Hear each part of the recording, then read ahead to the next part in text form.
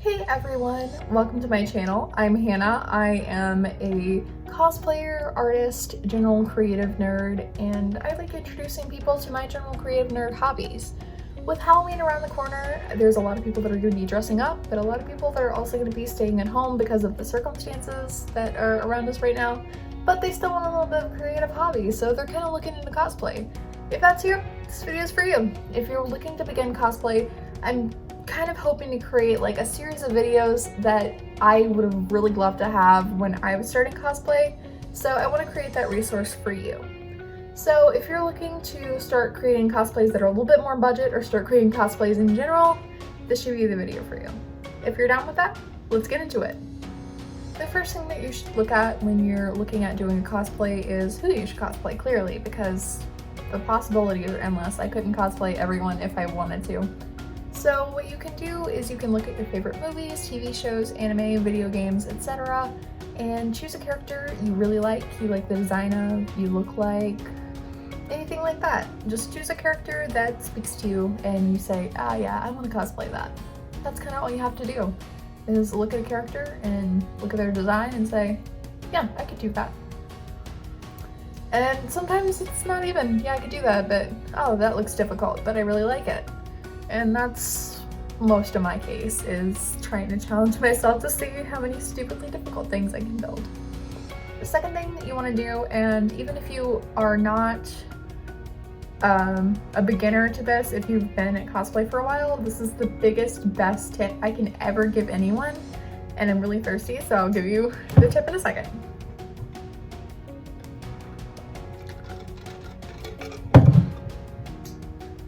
The best tip that I could ever give anyone about cosplay and about planning out cosplay and budgeting for cosplay and just in general, just making cosplay, is to draw it out. And it's really that simple, but it helps so much. Like, it sounds like something that you really don't even have to do, but trust me, it's the best thing that I've ever done for myself. So if you're not an artist, you can go ahead and print out like a fashion design template, something like that. But just draw it out, draw what you see, like put your little character reference like on your screen and try to draw all the character items that they have on, you know, stuff like that. And what you'll end up finding out is, even though you thought you knew that character, even though you've seen that character 300 times, there's small little tiny details that you never really see until you actually draw it out. Drawing the character also kind of helps you figure out where fabric flows, how it moves, how the costume actually works when you're actually looking at it in a costume standpoint, when you're drawing it on a character. So it kind of gives you a little bit more of a more detailed eye when you're going into this. So it'll help you plan ahead and figure out your budget. For reference, I'm going to be using my Noon Wraith cosplay, which I'm actually planning out and making right now. So I've already started on my Noon Wraith and I've already kind of got some fabric, got a couple of my other pieces done, and my voice is kind of going out and I'm not sure why, but please ignore it. It's that time of year where everyone gets a little bit sick, but it gets a little bit spooky in this time because we're all scared of the other sickness. But I just have really bad allergies, so yay.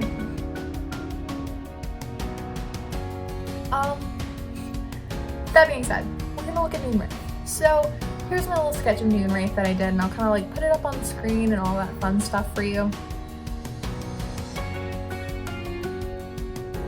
So when looking at my Noon Wraith piece, I first drew it out and I looked at how the fabric flowed on the body of the character.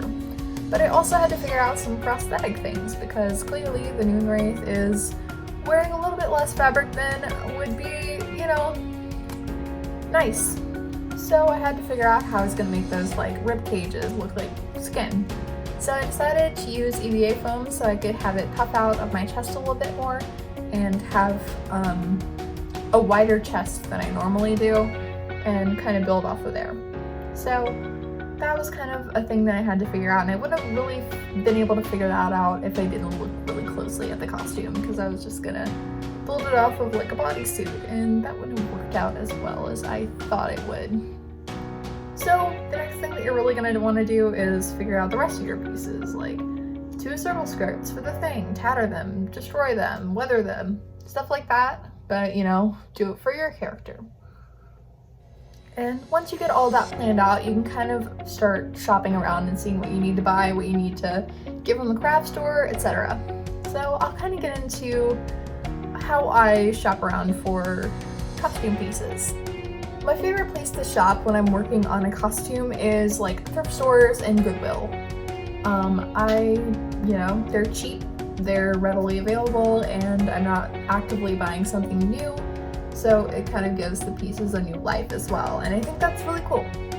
So you can find a lot of really good base pieces at your Goodwill because most Goodwill clothing is pretty, like your basic t-shirt, stuff like that. So if you're working on something that needs like a peasant blouse, be sure to check Goodwill. So you can get a lot of shirts, pants, base items like that at Goodwill. Definitely look at the shoes. A lot of characters have really crazy shoes for absolutely no reason. I don't know why so many characters have crazy shoes, but they do. So if you don't want to destroy your own shoes or try to find character accurate shoes, you might be able to find something that like almost matches at your Goodwill that you kind of like tweak and fix up and make it work for your character. It'll only cost like $3 instead of spending like upwards of $30 to $50 on a pair of shoes, if that. So definitely be looking around for base items at your local thrift stores, Goodwill, but also if you like to sew, you should also be looking at the sheet section of your Goodwill.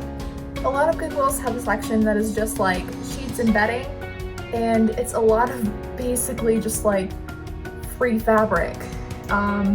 It's really good for mock-up pieces if you don't want to buy a lot of extra of your fabric that's really expensive. You can make a mock-up piece out of muslin or cheap sheets if you have either one more available. So I like using cheap sheets, and I actually made my Just a Little War cosplay almost entirely out of cheap sheets. So here is my little top.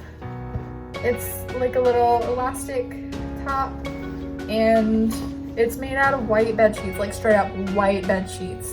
And I just airbrushed a gradient on there and added a little bit of a lace trim and made a little stencil out of craft foam. So sheets are a really good option. I literally only paid like $3 in sheets and I made an entire costume out of it. And here's my little Jester cosplay for reference.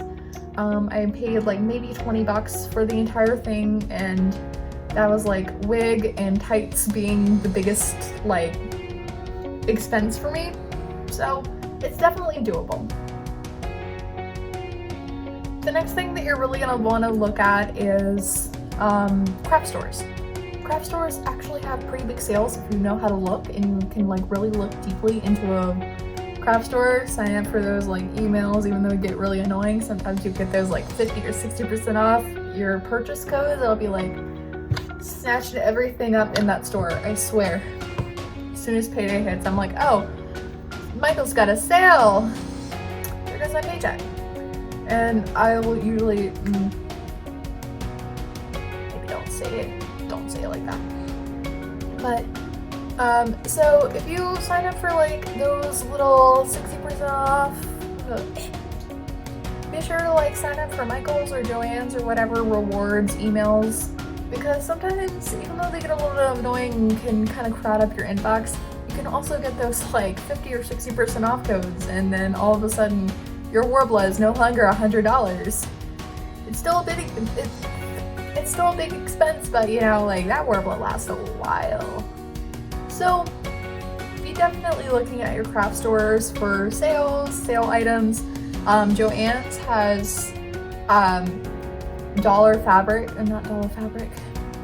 Joann's sometimes also has like $1.99 pattern sales, and they're super awesome. I hoard those patterns like a dragon on those sale days, and I don't know when they'll come in handy, but I'm very excited for when they do, because I got this for $1.99. This is a cosplay pattern, and I'm just like super excited that I have it. I can just make that whenever I want, make those out of my remnant sheets. It's really like easy once you kind of look into like sales and stuff. It's not as far stretched as some cosplayers make it seem to be.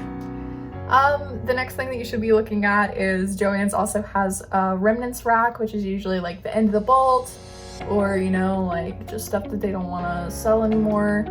or stuff that people have returned, etc.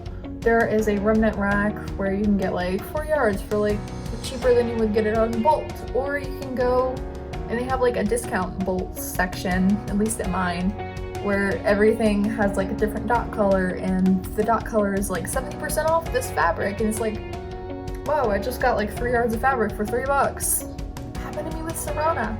Didn't think it would because it was leather, but you know, you gotta check, you gotta really, really look and dig and see, but you can get those deals, and it's like, it feels so good when you do.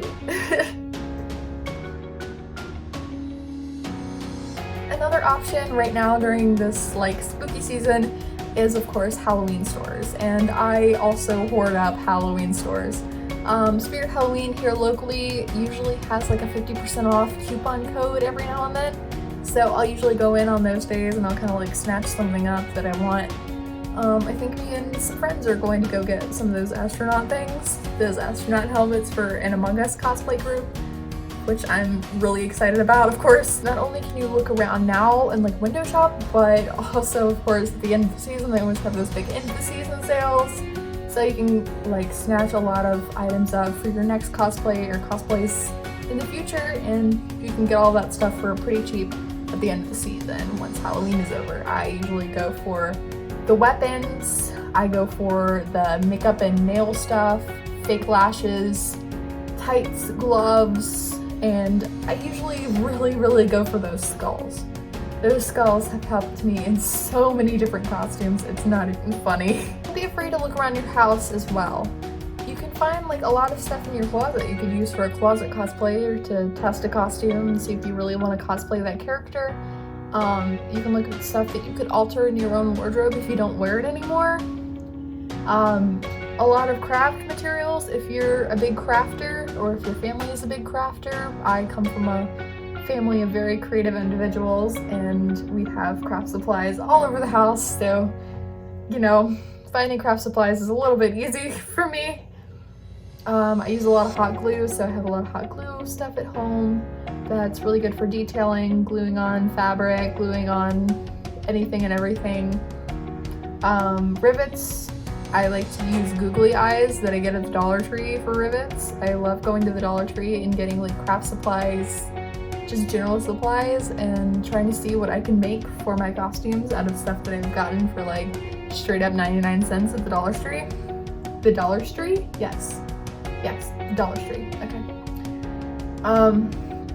I like to use like paper towel rolls, I like to use paper mache, plaster gauze. I like using a lot of plaster gauze for organic elements. I can also make a face cast out of plaster gauze and plaster and all of that stuff, and I actually have a face cast that I'm looking at right now that I'm using to work on my Moonwraith cosplay, and I'm making a prosthetic, so that's kind of like sitting around and my face is just like over there on the desk. So yeah, there's definitely a lot of options for shopping around, looking around your house, checking thrift stores, checking friends' houses. We got friend crafters. Newspapers, a really good resource. Aluminum foil, I love using aluminum foil to fill out sculptures, to make patterns out of. Masking tape, I use a lot of masking tape that I get like at the dollar store, and I can make a lot of patterns out of those. Saran wrap, aluminum foil, and masking tape are like probably my biggest expenses at the dollar store. I get them all the time because I use so much in my cosplays. So you can definitely like look around and find things you can use for your costumes at, you know, places that aren't like $30,000. For paints, I also use really cheap paints. I like to use the Walmart folk art plaid paint section, Apple Barrel, whatever. It's all by Plaid, but they have really good paints and they're really affordable. And they also have a line of like cosplay FX paints right now, and they are the best. They're a little bit more expensive than their Apple Barrel version, but they're really worth it because they're actually used for foam. So definitely check that out. The last thing that I really want to touch up on when you're creating your first cosplay or you're creating a budget cosplay is to remember that we all have different budgets and skill levels. So what might be viable for someone else could not be viable for you, or vice versa. So even though I'm giving you all these tips, these still could not be as useful for you as for someone else. So feel free to leave some comments down below for some more helpful tips. I would love to make this a really nice community of people helping people and people helping people learn and learning from everyone, because that's really what this community is about for me. It's about nerds sharing your love of being nerds and wearing cool costumes and being in armor and dresses and all that fun stuff. It's really not like, it's not that big of a deal that everyone makes it out to be, that it's like some super big industry secret or whatever. And like I said, everyone has different skill levels and budgets, so while you may look at a different cosplayer, professional cosplayer with like all of these materials and expenses and fancy things, it's not really that viable for everyone. So you want to make everything as accessible as possible. So whenever I post a tutorial, I try to leave links for cheaper stuff, and I also try to leave links for things that I might have splurged on, and I'll try to be better about doing that in the future as well. Really, when you're creating cosplay, the biggest takeaway that you really need to know is you have to enjoy it. If you're creating something and you don't enjoy it, even though we always joke about like staying up really late and con crunching and having mental breakdowns over a scene not being right, it shouldn't be a negative thing. Cosplay is amazing, it's creating something wonderful, and that's the most important part, is just enjoying what you do and enjoying your hobby.